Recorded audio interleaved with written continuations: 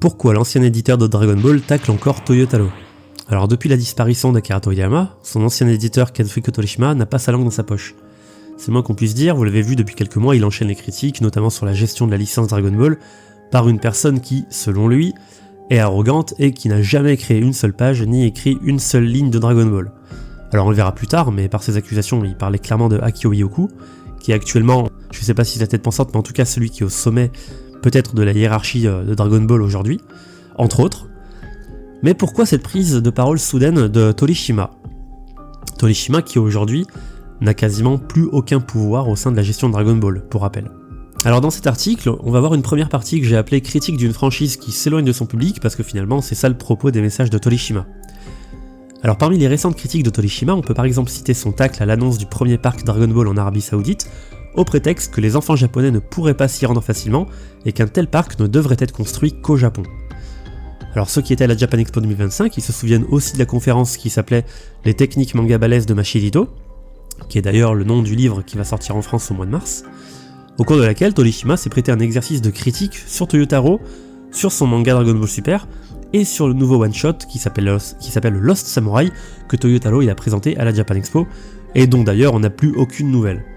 D'ailleurs si ça se trouve c'était juste un one-shot pour faire l'exercice, parce que vraiment on n'en a plus aucune trace et ça fait déjà 6 mois que l'événement est passé. Alors en novembre, Torishima avait aussi vivement critiqué l'ouverture de la première boutique officielle Dragon Ball au Japon en disant sans détour que c'est de la merde, même pire que de la merde. Alors au passage, il avait aussi qualifié la série Dragon Ball Daima de déchet en septembre dernier. Pas de jaloux, chacun en prend pour son grade, et franchement, je crois que j'ai jamais entendu une critique positive de Torishima sur toutes ces dernières prises de parole. Mais on va voir ce qui se cache derrière ces critiques. Et alors vous l'avez vu encore il y a peut-être 2 semaines, plus récemment encore, l'ancien éditeur de Toriyama avait critiqué la couverture du tome 24 de Dragon Ball Super à la Jump Festa 2026 dans un tweet qui a été interprété de plusieurs façons. Certains y ont vu comme du mépris, d'autres des encouragements. Alors moi j'avais relayé son tweet en vous le traduisant, donc il disait en gros Torishima, on avait une photo de Torishima que vous voyez ici, il pointe la couverture du tome 24 et il dit « Il regarde où ? Qui est le personnage principal ? Une image sans intention manque d'impact. » Et là il s'adresse à Toyotaro en lui disant « Toyo, bon courage pour le manga. » Et en fait, dans notre prisme occidental, on était beaucoup à y voir du mépris. Et on va voir plus tard ce qu'il y a vraiment derrière ce message. Alors c'est vrai, hein, comme justement je le redis, dans notre prisme occidental, on est beaucoup à trouver ces critiques acides, voire humiliantes, surtout quand elles sont dirigées publiquement vers tel ou tel individu. Mais si on changeait de prisme, et si on se désossait le sujet avec les codes japonais et pas avec une grille de lecture occidentale. Et c'est là le point clé de toutes les prises de parole de Torishima. Vous ne les comprendrez pas tant que vous vous mettrez pas dans la tête que c'est un japonais qui s'adresse à des japonais. Voilà. Alors quel est le message, le véritable message de Kazuhiko Torishima ? D'abord, faut comprendre qui parle et d'où il parle. C'est ce que je viens de dire, hein. Kazuhiko Torishima, c'est pas un simple ancien éditeur nostalgique déjà pour commencer. Dans l'histoire du manga, il incarne la figure du super éditeur autoritaire, celui qui a façonné des auteurs comme Akira Toriyama à coups de refus, de critiques brutales et d'exigences obsessionnelles. Toriyama il s'en est tellement pris plein la gueule qu'il a même caricaturé Torishima en l'appelant Mashihito dans Dr. Slump, et je pense qu'on sait tous à quel point Toriyama il s'en est pris plein la gueule. Mais est-ce que finalement c'est pas aussi ça qui l'a amené à la position de dieu du manga à laquelle il est aujourd'hui ? Et donc on en vient à dire qu'au Japon, Torishima il est perçu comme un senpai absolu, presque une autorité morale de l'industrie du manga. Alors pour ceux qui ne connaissent pas le terme senpai, c'est l'aîné, c'est celui qu'on qualifie d'aîné, de tuteur, de mentor, en opposition au kohai qui est un cadet. J'ai mis un tableau en fin d'article d'ailleurs, qui vous le montre. Donc t'as le senpai qui est l'aîné expérimenté, celui qui guide, celui qui critique et qui transmet parfois de façon directe. Donc dans une entreprise, ça se passe comme ça. Et un senpai, il a son kohai, c'est-à-dire son junior, son apprenti, celui qui apprend et qui encaisse la critique et qui progresse dans le silence. Mais on y reviendra tout à l'heure. Alors, qu'est-ce qu'il y a derrière son message ? Donc il y a un appel à la responsabilité dans la gestion de Dragon Ball. C'est le premier point que je voulais soulever, c'est que quand Torishima il attaque la gestion de Dragon Ball en visant implicitement Akio Yoku, donc qui est la tête de Dragon Ball aujourd'hui, il ne s'inscrit pas dans une querelle personnelle, mais dans une logique très japonaise de responsabilité hiérarchique. Dans la culture d'entreprise japonaise, le producteur c'est celui qui porte la responsabilité presque symbolique du projet. Critiquer publiquement un décideur est acceptable si on estime que la vision est dévoyée. Donc encore une fois, ça veut dire que la critique, tant qu'elle est justifiée, elle est acceptable. D'autant plus quand c'est quelqu'un qui a la légitimité de Torishima de le faire. Donc non, c'est pas du mépris, c'est pas de la maladresse, c'est quelque chose qui est très acceptable dans la culture japonaise. Donc en bref, c'est donc pas une sortie anarchique, c'est une prise de parole de vétérans qui estiment que la licence a quitté son axe culturel et créatif, même si tout se joue dans un contexte de guerre des droits pour la licence Dragon Ball depuis le décès d'Akira Toriyama. Notez la petite coquille ici d'ailleurs. Et donc là je vous renvoie vers un article sur la guerre des droits, donc à l'époque du décès de Toriyama. Eh bien il y avait pas mal d'ayants droit qui se disputaient la franchise. C'est très flou, on sait pas ce qu'il y a derrière cette guerre, mais on sait que ils se déchiraient le droit entre Shueisha, Toei Animation, Bandai, que sais-je encore, la famille de Toriyama. On sait qu'il y avait quelque chose qui bloquait toute la progression de Dragon Ball, mais ça c'est un autre sujet. Alors parmi les seconds points qu'il est intéressant de noter dans les critiques de Torishima, c'est qu'il y a aussi un appel au conservatisme culturel qui est assumé et qui est encore une fois légitime au Japon. Voilà, donc là on va revenir à sa critique sur sa réaction au sujet du parc Dragon Ball en Arabie Saoudite. C'est un peu ce que les Japonais appellent un bunkashugi discret. Alors le bunkashugi, en gros, ça s'applique plutôt aux anciens Japonais. C'est la préservation de toute l'identité culturelle du pays. Alors j'ai mis discret parce que c'est discret, en ce sens où c'est pas du nationalisme ou du vrai conservatisme radical, mais c'est juste une revendication d'une fidélité culturelle implicite qui est très répandue, encore une fois je le répète, chez les générations japonaises un peu plus âgées. Et dans l'esprit japonais traditionnel, Dragon Ball c'est une fierté culturelle. La priorité morale, elle va aux enfants japonais. C'est pour ça que Torishima, ça nous fait un peu marrer quand il dit que Dragon Ball, ça doit être réservé aux enfants japonais. Mais c'est ça le Japon, c'est que il y a cet esprit de transfert de génération en génération. Donc oui, on s'adresse aux enfants japonais en priorité. Et encore une fois, dans l'esprit japonais traditionnel, exporter avant d'avoir honoré le territoire d'origine, c'est pas bien. Quand tu fais un truc Dragon Ball, il faut que ce soit d'abord au Japon. Exemple, le Dragon Ball Store de Tokyo, il est d'abord arrivé au Japon. Dans l'Occident de 2025, on qualifierait Torishima de tous les noms. Alors là, je suis resté poli parce qu'en fait, je voulais dire que, en réalité, si aujourd'hui c'était un Français qui disait ça d'une franchise française, on le qualifierait de facho, de tout ce que vous voulez en fait. Alors que Japon, c'est plutôt vu comme une défense du foyer culturel. Il n'y a pas de racisme, il n'y a pas de fascisme derrière, c'est vraiment juste une volonté de défendre le foyer culturel. Après là on part sur des terrains politiques, mais il y a beaucoup à dire là-dessus. Et Torishima en fait il a rien dit d'inhabituel pour sa génération. Encore une fois Torishima c'est un ancien, c'est de la vieille génération. Même si l'argument de dire les enfants japonais d'abord, moi ça me gêne un peu, voilà. Et le troisième point derrière la critique de Torishima, c'est sa critique publique de Toyotaro, donc celle qui a beaucoup dérangé les fans. Alors finalement, est-ce que c'est une humiliation ou une transmission ? D'ailleurs, regardez, le mot transmission, on y revient, c'est exactement la transmission dont je parlais juste ici, à savoir mettre les enfants japonais d'abord. On transmet, en fait. Et dans la culture japonaise, dans l'esprit japonais, ce concept de transmission, il est ultra important. Si vous n'avez pas compris ça, vous pouvez même pas comprendre toutes les critiques de Torishima ou de n'importe quel autre artiste ou même politicien japonais, en fait. Donc c'est là que la lecture occidentale, elle se trompe peut-être, alors j'ai dit peut-être, parce que je suis pas un expert non plus, le plus. Quand Torishima il critique Toyotaro publiquement, notamment sur Dragon Ball Super et son fameux one-shot là, il ne le rabaisse pas. Il fait exactement ce qu'il a toujours fait avec Akira Toriyama lui-même.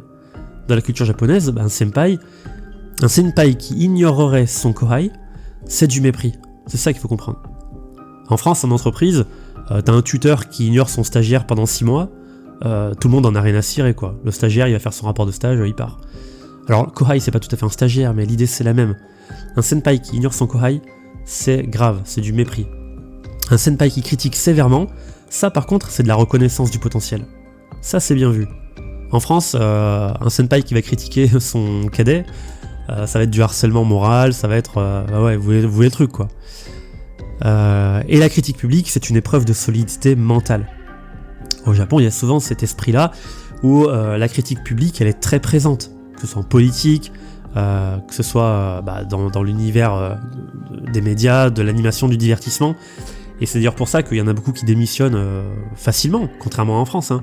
En France, t'as un président qui a rien foutu depuis 10 ans, le mec il va s'accrocher. Au Japon, la solidité mentale, elle fait aussi que t'as une rationalité qui va faire qu'à un moment donné, soit t'acceptes la critique, soit tu abandonnes, soit tu pars. Torishima ne s'adresserait jamais ainsi à un auteur qui juge sans avenir. Et au contraire, cette brutalité est une manière de dire sois heureux parce que tu es digne d'être traité sérieusement. Et ça, c'est typiquement japonais. D'ailleurs, Torishima avait tweeté, il avait vu la réaction un peu agacée des fans occidentaux, et il avait tweeté pour expliquer sa critique, donc j'ai mis le lien du tweet pour ceux que ça intéresse.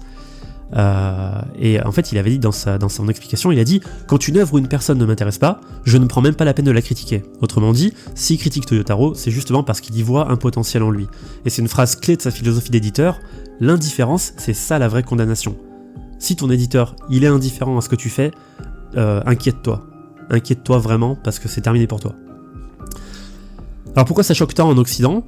Donc en réalité, j'ai dit en France, mais je dois pas dire la France, parce que c'est vraiment pareil partout en Occident. Hein. Enfin, presque partout en tout cas. T'as beaucoup de fans qui parlent d'humiliation parce que le public occidental, il projette ses propres codes, notamment la valorisation de la bienveillance dans le management. Ce que je disais tout à l'heure, aujourd'hui dans le management à la française, ou en tout cas à l'européenne, on encourage la bienveillance, il faut pas parler mal à ton cadet, à ton corail. Il faut, faut être bienveillant, faut arrondir les angles, etc. Le rejet de l'autorité verticale, alors coucou la Gen Z, parce que ça aussi c'est vrai que c'est une valeur qui, je pense, qui est très très présente dans notre culture occidentale depuis quelques années, c'est-à-dire qu'aujourd'hui, les plus jeunes en ont rien à cirer de la notion de respect envers les aînés. Je sais pas comment dire ça poliment, mais en gros aujourd'hui, t'as un stagiaire, il va pas avoir peur de dire à son tuteur va te faire foutre quoi en fait. Et cette autorité verticale, c'est ça qu'on appelle l'autorité verticale, c'est quand t'as une autorité montante, hein, t'as le niveau 1, niveau 2, niveau 3, niveau 4. Aujourd'hui, même dans les entreprises, hein, tu vois qu'il n'y a plus aucun respect. Moi, je travaille depuis déjà une bonne dizaine d'années, un peu plus de 10 ans en entreprise. Tu vois bien les gens. Même tu le vois dans les médias, les niveaux 1 n'ont rien à cirer d'insulter ouvertement les niveaux 3 ou 4. Donc c'est ça nos codes en Occident, c'est ce rejet de l'autorité verticale. Au Japon, c'est peut-être un peu plus présent aujourd'hui, mais ça l'est beaucoup, beaucoup, beaucoup moins qu'en Occident. Et donc le Japon, il fonctionne encore largement sur cet esprit où la hiérarchie elle est totalement assumée et respectée. La transmission, elle se fait par la friction, c'est-à-dire on n'aura pas peur de froisser le cadet, il faut le froisser, il faut lui dire la vérité, il faut lui dire ces 4 mots directement. Et l'idée que l'ego de l'auteur elle doit être brisée pour progresser. C'est-à-dire que, encore une fois, il faut pas avoir peur de briser l'ego de quelqu'un pour l'aider à progresser. Voilà. Alors aller dire ça à BHL, ça c'était un petit tacle, parce que c'est vrai qu'aujourd'hui, souvent dans les médias ou même dans le milieu de la littérature, on dit souvent que les auteurs à la française, ils sont un peu hautains, ils ont beaucoup d'ego, etc. Au Japon, non, on en a rien à cirer. Si tu fais n'importe quoi, on va te le dire. Et ça ne vous aura pas échappé d'ailleurs, si vous remarquez la réaction de Toyotaro. Il a rien fait, Toyotaro, il a jamais réagi en fait. Et encore moins comme une personne humiliée. Son attitude, elle est restée respectueuse, surtout silencieuse et concentrée, ce qui est précisément la réponse attendue dans ce cadre culturel. D'ailleurs, ceux qui étaient à la Japan Expo 2025 et qui ont assisté à la conférence où Torishima il a littéralement détruit Toyotaro, Toyotaro il est resté silencieux et il a fait que acquiescer toutes les critiques quoi. Il a pris les critiques, il les a acceptées et il a fermé sa gueule. Voilà, c'est ça le respect à la japonaise en fait. Et tout ça pour vous dire que Torishima, il agit comme un gardien du temple. Donc voilà, Torishima, il ne mène pas une croisade personnelle, même si, ça c'est discutable, hein, il sait qu'il est devant les caméras quand même, et puis Torishima, on sait aussi qu'il a envie de gratter un peu de pain de la franchise Dragon Ball. Mais, admettons, Torishima, il ne mène pas une croisade personnelle, je dirais qu'il agit quand même comme un ancien gardien du temple, avec des méthodes du siècle dernier, ça c'est vrai dans un monde qui a changé. Ça crée un choc culturel, surtout hors du Japon, mais dans les codes japonais, son attitude elle reste cohérente, compréhensible, et même pour certains professionnels, elle est légitime. Encore une fois, de par son statut, il a acquis une légitimité. Donc je vous encourage même à lire les citations en japonais de son tweet. Hein. Vous cliquez ici, vous allez voir toutes les citations des japonais, et vous verrez que tous les japonais, en fait, ils ont compris. Ils lui disent, c'est bien, merci pour vos encouragements pour Toyotaro, etc. Et donc les réactions des japonais, elles sont peut-être... ils ont peut-être plus compris que nous. Après, en même temps, c'est leur culture, c'est leur façon de bosser, c'est normal aussi. Après, n'oublions surtout pas que c'est grâce à Torishima que Dragon Ball a atteint une telle ampleur et qu'Akira Toriyama a pu se hisser au rang de légende absolue du manga, ce qui donne à ses paroles un poids et une légitimité qu'on aurait tort de balayer d'un revers de main. Pourquoi je dis ça? Ça, c'est plus un message à nous, communauté occidentale. Il faut vraiment qu'on comprenne que Torishima, c'est un monstre. Le mec, c'est un extraterrestre. Le mec, il y a une phrase qui se répète souvent et qui dit « Tout ce que vous aimez dans Dragon Ball, ça vient presque de Torishima. » Alors je sais pas si c'est vrai ou pas, parce que j'ai pas cette expertise pour affirmer une telle chose, mais ça me fait toujours rire parce que je vois souvent cette phrase passer. Tout ce que vous aimez dans Dragon Ball et dans Dragon Ball Z, ça vient presque toujours de Torishima.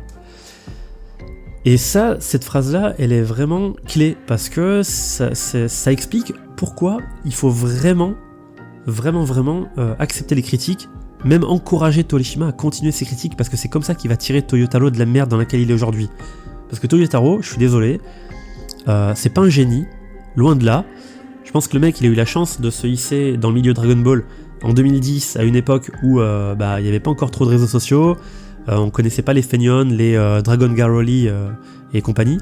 Et voilà, Toyotaro, il a peut-être été un peu, pas opportuniste, mais presque, même s'il avait déjà écrit pas mal de fan manga qui étaient incroyables, je pense à Dragon Ball AF. Il s'était démarqué, mais voilà, on le voit s'épuiser, quoi. Je sais pas si c'est s'épuiser, ou en tout cas on le voit partir dans une direction différente, qui lui va très bien, mais voilà. Il faut que Torishima, il le recadre. Toyotaro, qu'on l'aime ou qu'on l'aime pas, vous pouvez pas nier qu'il est en train de s'écarter du chemin de Dragon Ball. Enfin si, quoi que vous pouvez le nier, parce que tout est à débattre, on peut en débattre, mais voilà. Moi je suis pour que Torishima continue ses critiques, dites-moi ce que vous en pensez. Est-ce que vous pensez que c'est bien? Est-ce que vous pensez qu'il en fait trop? Que ce soit sur le parc d'attractions en Arabie Saoudite, sur la boutique Dragon Ball, ou sur Toyotaro. Et moi je vous retrouve à bientôt. Ciao.